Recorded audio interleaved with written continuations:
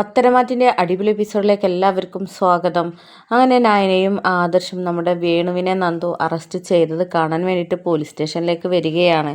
എന്നിട്ട് നന്ദുവിനോട് ആ മഹാൻ എവിടെ, ജയിലിൽ അടച്ചിട്ടിരിക്കുകയാണോ, ഞങ്ങൾക്കൊന്ന് കാണണം എന്നൊക്കെ ആദർശ് പറയുന്ന സമയത്ത് ജയിലിലേക്ക് ഇട്ടിട്ടില്ല, പുറത്ത് ഇരുത്തിയിരിക്കുകയാണ്. പിന്നെ നിനക്ക് നല്ല അടിയൊക്കെ വെച്ച് കൊടുത്തൂടേനെയോ എന്നൊക്കെ ആദർശ് ചോദിക്കുമ്പോൾ അത് പിന്നെ കൊടുത്തിട്ടൊന്നുമില്ല, അന്ന് വീട്ടിൽ കയറി കുറേ തല്ലിയതാണല്ലോ, അതുകൊണ്ട് ഇത്തവണ ഒന്നും ചെയ്തിട്ടില്ല. ഏതായാലും ആദർശേട്ടനും ചേച്ചിയും പോയി എന്തായാലും കണ്ടോളൂ എന്നൊക്കെ പറയുകയാണ്.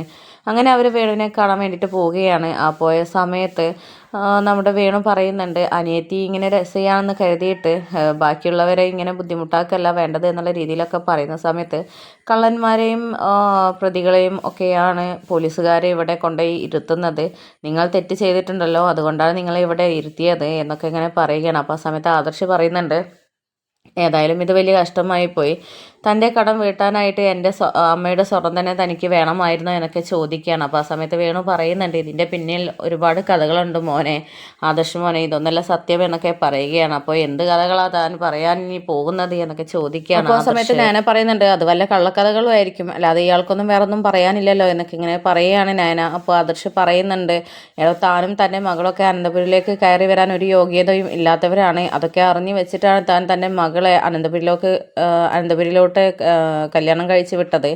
എനിക്കിപ്പോൾ തോന്നുന്നത് എനിക്ക് പല ഉദ്ദേശങ്ങളും ഉണ്ട് എന്നാണ്, ഇതുപോലെ പല വഴിക്കായിട്ട് ഓരോന്ന് അടിച്ചു മാറ്റാമെന്ന് കരുതിയിട്ടുണ്ടാവും അല്ലേ എന്നൊക്കെ ഇങ്ങനെ ആദർശ് ചോദിക്കുകയാണ്. അങ്ങനെ ഇതൊക്കെ കേട്ടിട്ട് ആകെ ഉത്തരം ഇല്ലാതെ നിൽക്കുകയാണ് വേണു. അങ്ങനെ പിന്നെ ആദർശും നാനയും വേണുവിനെ കണ്ടിട്ട് പുറത്തേക്ക് വരുന്നുണ്ട്. ആ സമയത്ത് നന്ദുവിനോട് പറയുന്നുണ്ട്, അയാളെ ഇങ്ങനെയൊക്കെ നിർത്താൻ പാടില്ല, ഇടിച്ച് ഷേപ്പ് മാറ്റാണ് വേണ്ടത് എന്നൊക്കെ ഇങ്ങനെ പറയുന്നുണ്ട്. അപ്പോൾ ഏതായാലും ഇനിയും എനിക്ക് കുറച്ച് കാര്യങ്ങളൊക്കെ തെളിയിക്കാനുണ്ട്, ഇത് മാത്രമല്ല എൻ്റെ മനസ്സിലുള്ളത്, അന്ന് ആദർശേട്ടൻ്റെ അമ്മയുടെ പാലിൽ വിഷം കലക്കിയ സംഭവമൊക്കെ ഉണ്ടല്ലോ, അതൊക്കെ ഒന്ന് കുത്തിപ്പൊക്കി എടുക്കണം, അതിൻ്റെയൊക്കെ പിന്നിൽ ആരൊക്കെയാണ് എന്നുള്ളത് വ്യക്തമായിട്ട് കണ്ടെത്തണം എന്നൊക്കെ പറയുകയാണ്. എന്നിട്ട് പിന്നീട് നന്ദു ആ ഒരു സ്വർണ്ണമാല നമ്മുടെ നയനയുടെ കയ്യിൽ എടുത്തു കൊടുക്കുകയാണ്.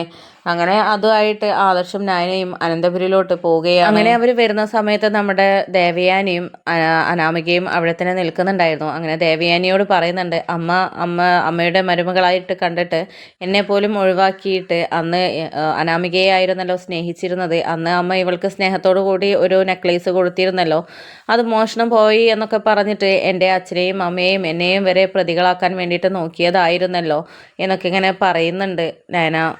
എന്നിട്ട് നയനയുടെ കയ്യിലുള്ള ആ ഒരു നെക്ലേസ് ദേവയാനിക്ക് എടുത്തു കൊടുത്തിട്ട്, ഇത് തന്നെയല്ലേ അമ്മയുടെ ആ നെക്ലേസ്, മോഷണം പോയ നെക്ലേസ് എന്നൊക്കെ ചോദിക്കുന്നുണ്ട്.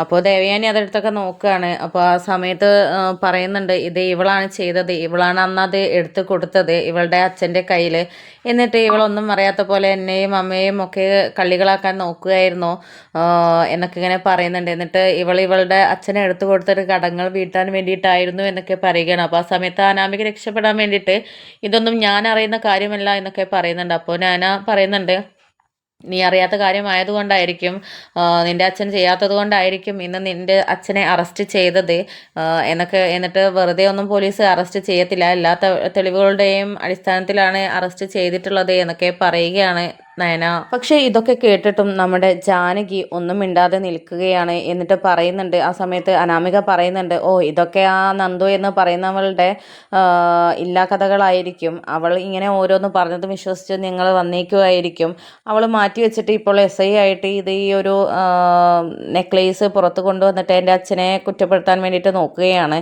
ഞങ്ങൾക്ക് അതിൻ്റെ ആവശ്യമൊന്നുമില്ല എന്നൊക്കെ ഇങ്ങനെ വാദിക്കുകയാണ് നമ്മുടെ അനാമിക. അപ്പോൾ ആ സമയത്ത് ജാനകി പറയുന്നുണ്ട്, അതെ അതൊക്കെ അവളുടെ സൃഷ്ടിയാണ്, അവൾ ഉണ്ടാക്കിയെടുത്തതാണ്, അവളിപ്പോൾ SI ആയി എന്ന് വിചാരിച്ചിട്ട് എല്ലാം തികഞ്ഞു എന്നാണ് ഭാവം, ഇനി എന്തും ഇങ്ങനെ ഓരോന്ന് മുന്നോട്ട് കൊണ്ടുവന്നാലേ ആരും വിശ്വസിക്കുമല്ലോ എന്നുള്ള രീതിയിലൊക്കെ ഇങ്ങനെ നമ്മുടെ അനാമിക ജാനകി നമ്മുടെ നയനയോട് പറയുകയാണ്.